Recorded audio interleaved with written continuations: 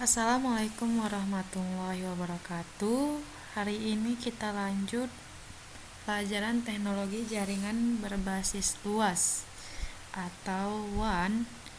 Untuk materi yang ketiga itu kita lanjut materi yang kemarin masih tentang dasar-dasar routing. Nah, kemarin itu masih routing langsung dan routing tidak langsung. Lanjut yang kedua itu ada ARP atau Address Resolution Protocol. Nah, apa itu ARP? Sebelumnya, ARP itu untuk keperluan mapping IP address ke alamat Ethernet. Lalu proses mapping dilakukan hanya untuk datagram yang dikirim host, karena pada saat itulah host menambahkan header Ethernet pada datagram. Nah, selanjutnya ini adalah proses ARP.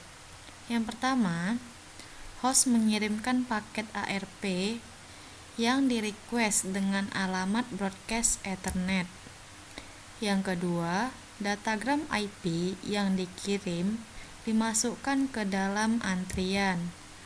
Lalu yang ketiga, paket ARP direspon dan diterima host, dan host mengisi tabel ARP dengan entry baru. Yang keempat, datagram IP yang terletak dalam antrian diberi header Ethernet. Dan yang terakhir itu host mengirimkan frame Ethernet ke jaringan. Lalu kita lanjut. Setiap data ARP yang diperoleh lalu disimpan dalam tabel charge ARP, dan charge ini diberi umur. Setiap umur entry tersebut terlampaui. Nah, entry ARP itu misalnya dihapus dari tabel dan untuk mengisi tabel. Kita lanjut untuk yang ketiga, yaitu enkapsulasi HDLC atau High Level Data Link Control. HDLC ini menggunakan transmisi serial sinkronus yang menyediakan komunikasi bebas error di antara dua titik. HDLC menjelaskan struktur frame layer. Yang kedua, yang memperolehkan flow control dan error control menggunakan acknowledgement dan windowing scheme. Untuk setiap framenya memiliki format yang sama, baik frame data atau kontrol. Nah, di sini ada 3 tipe frame untuk HDLC. Yang pertama, information frame atau yang disingkat iframes. Itu gunanya untuk membawa data untuk dikirimkan. Misalnya, untuk menambahkan flow dan error control di mana data mungkin minta dikirimkan ulang. Yang kedua ini supervisory frame atau S-frames, menyediakan mekanisme request dan respon ketika piggybacking tidak digunakan. Apa itu piggybacking?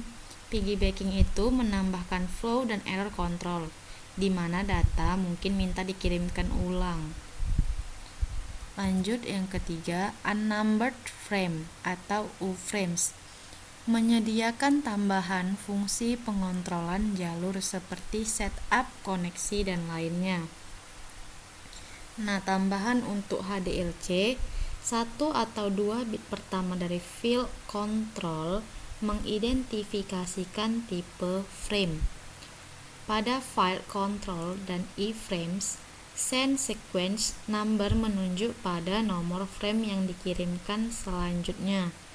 Nah, untuk receive sequence number menunjukkan nomor dari frame yang diterima selanjutnya.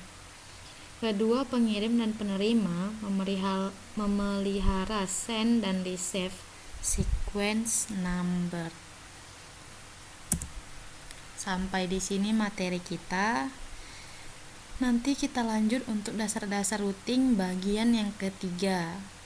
Nah, tugas kalian karena tanggal 7 sudah ujian MIT, hanya catat semua materi yang telah Ibu berikan, dan itu ada 3 materi. Lalu dicatat di buku catatan dan dikumpul pada hari Sabtu. Sekian dari Ibu, lebih dan kurangnya mohon maaf. Assalamualaikum warahmatullahi wabarakatuh.